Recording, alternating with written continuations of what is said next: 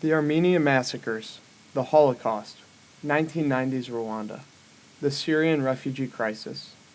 Syria surely seems like the outlier on this list. After all, the other atrocities resulted in a combined 13 million deaths over the course of many years. However, Syria fits in this group much more than it would appear to on the surface. To see how Syria's refugee crisis is comparable to the rest of the list, one must examine not just the actions, but the heart behind them, and know the history, specifically the Near East refugee crisis, which shaped the Syrian crisis today. After the horrors of the Great War, Greece and Turkey fought again in 1921. Armies on both sides massacred thousands of civilians, and as the war drew to a close, ethnic tensions skyrocketed. Both sides believed that ethnic inmixing and religious difference would lead to further conflict, which led them to turn to ethnic cleansing. With Greek minorities left in Turkey and Turks in Greece, the countries agreed to exchange their minority populations in an attempt to become ethnically homogeneous. However, the cleansing mostly took place on religious lines, with Christians in Turkey moving to Greece and Muslims in Greece moving to Turkey. This set the precedent that Muslims could not coexist with Europeans, and that ethnic homogeneity was the standard to aim for. Today, a new refugee crisis is stemming from Syria's ongoing civil war. The entire country is affected by violence, and millions of Syrians fled the country looking for safety. Many use the same migration routes used after the Greco-Turkish War, and eventually they attempt to enter Europe through Turkey and Greece.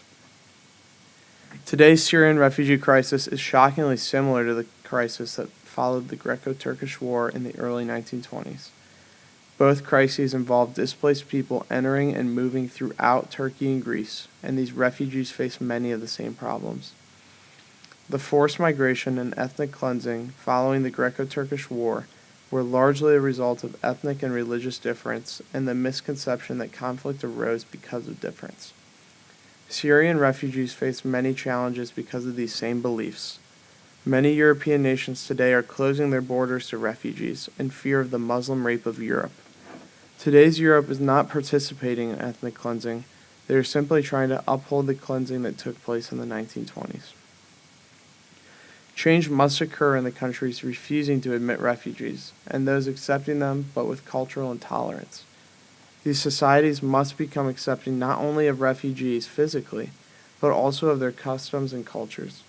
If the countries that offer these refugees a place to live do not also take steps to avoid making them outsiders, then these refugees will still not truly have a home. This mistake was made during the Near Eastern crisis and cannot happen again, or else the refugees will continue to suffer. Based on this past experience, European states must intentionally create a culture of acceptance and tolerance as Muslim populations re-enter Europe in larger numbers than ever before. Europe is in a unique place to reconcile the cultural scars still felt from the ethnic cleansing of European Muslims during the early 1920s.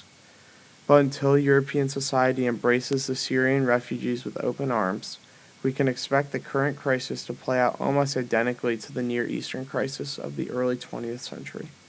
We must realize that upholding the results of previous ethnic cleansing is just as immoral as the ethnic cleansing itself.